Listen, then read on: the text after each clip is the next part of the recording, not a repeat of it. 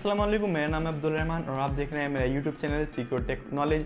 आज मैं बात करने वाला हूं कि हम अपने कंप्यूटर में, अपने लैपटॉप में रैम का यूज़ क्यों करते हैं। इतनी सारी मेमोरी होने के बावजूद भी हमारे कंप्यूटर के अंदर हार्ड डिस्क भी होती है, एसडी कार्ड भी होता है और कैश मेमोरी भी होती है। उसके बावजूद भी हम सबसे ज़्यादा इंपॉर्टेंस किसको देते हैं?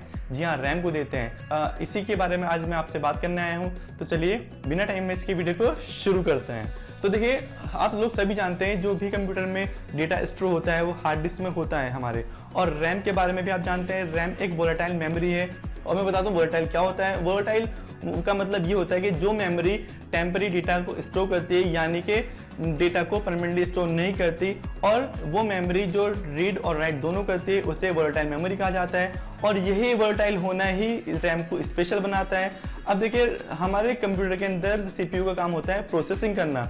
जब हम कोई भी काम करते हैं तो हमारे कंप्यूटर में प्रोसेसर होता है, उसकी प्रोसेसिंग करते हैं डेटा की। और प्रोसेसर को ही, जैसे हमारे इंसान के अंदर दिमाग होता है, ऐसे कंप्यूटर के अंदर एक प्रोसेसर होता है जिसे द हार्ट ऑफ कंप्यूटर भी कहा जाता है, द ब्रेन ऑफ कंप्यूटर भी कहा जाता है। अब हार्ट ऑफ कंप्यूटर या ब्रेन ऑफ कंप्यूटर कुछ भी कह सकते हैं आप लोग, जो आपकी मर्जी। हमारे कंप्यूटर, हमारे लैपटॉप में जो डेटा स्टोर होता है वो हमारे हार्ड डिस्क में होता है, मतलब कंप्यूटर की हार्ड डिस्क में होता है। अब हमारे पास डेटा भी बहुत ज़्यादा होता है, 4 GB तो नहीं, अब ये तो नहीं 2 GB या 4 GB होगा, 5 GB भी हो सकता है, 10 GB भी हो सकता है, या फिर 100 GB भी हो सकता है। तो हम इतना डेटा हम रैम में नहीं रख सकते हैं। और रैम का आपको पता ही है, रैम एक वोलेटाइल मेमोरी है जो कि जब तक कंप्यूटर ऑन होता है तब तक डेटा होता है, कंप्यूटर ऑफ हो जाता है तो डेटा खत्म हो जाता है। अब अगर ऐसा होगा, रैम डेटा स्टोर करती तो हमारा डेटा तो लॉस हो जाता, हमारा डेटा तो खराब हो जाता। तो वो डेटा हार्ड डिस्क में स्टोर होता है। हमारी जो रैम की कैपेसिटी होती है वो कम होती है according to the hard disk. Like इतनी होती होगी जैसे 4 GB, 8 GB, ज़्यादा अच्छा कंप्यूटर होगा तो हम 16 GB हो सकती है।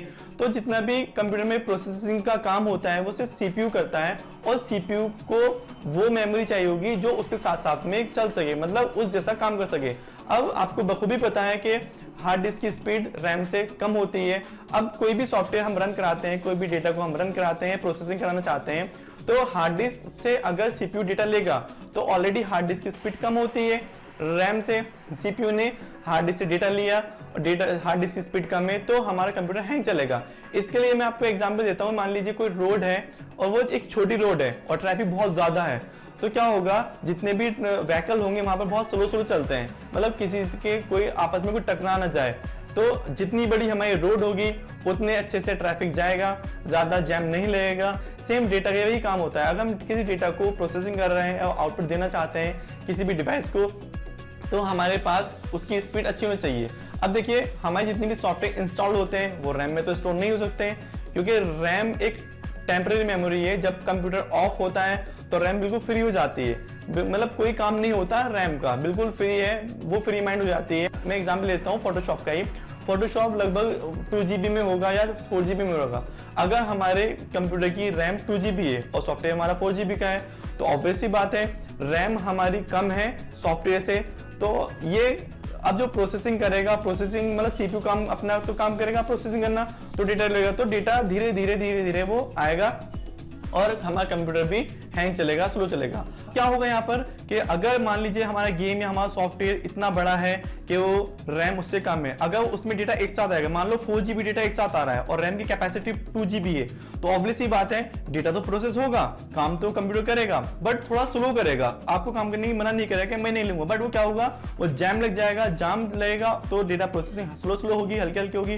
बट अगर हमारे पास रैम 4 GB है और डेटा हमारे पास एक साथ 2 GB आ रहा है, डेटा रैम में रुकता नहीं है। मैंने आपको बताया रैम एक वोलेटाइल मेमोरी है, तो रैम में डेटा रुकता नहीं है, रैम सीपीयू की तरह ही प्रोसेसिंग करती रहती है। जितनी ज्यादा कैपेसिटी रैम की होगी उतने ज्यादा अच्छी स्पीड से कंप्यूटर चलेगा। उसकी वजह यही है क्योंकि रैम की स्पीड सीपीयू के कंपैटिबल होती है, सीपीयू से मिलती जुलती होती है, और जितना भी डेटा होता है सीपीयू रैम से ही लेता है। वो कॉल हार्ड डिस्क को नहीं करता कि भाई तू मुझे डेटा दे, वो कॉल रैम को ही करता है। मतलब जब वो प्रोसेसिंग करता है तो रैम समझ जाती है कि भाई अब सीपीयू डेटा चाहिए, तो वो जो हमारे सॉफ्टवेयर इंस्टॉल रहता है हमारे कंप्यूटर में, वो उस सॉफ्टवेयर से डेटा ले देती है। उस सॉफ्टवेयर से जो भी हम काम लेना चाहते हैं वो सॉफ्टवेयर उस प्रोसेसिंग को करता है।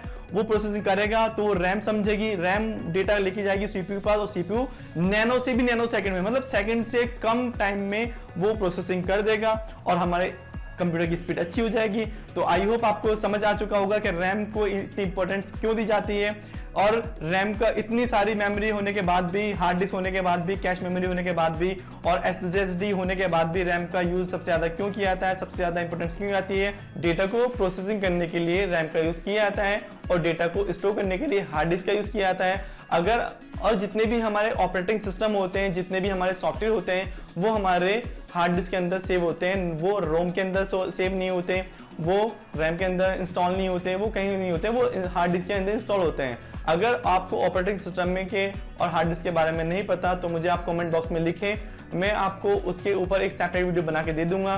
बट आज आपको अगर रैम के बारे में समझ आया, आप समझ गए होंगे, तो इस वीडियो को अभी लाइक करें और चैनल को सब्सक्राइब कर दें। और जिनको नहीं पता कि हम रैम का यूज़ कंप्यूटर में क्यों करते हैं, उन लोगों को ये वीडियो शेयर करें। ये नॉलेजेबल वीडियो है।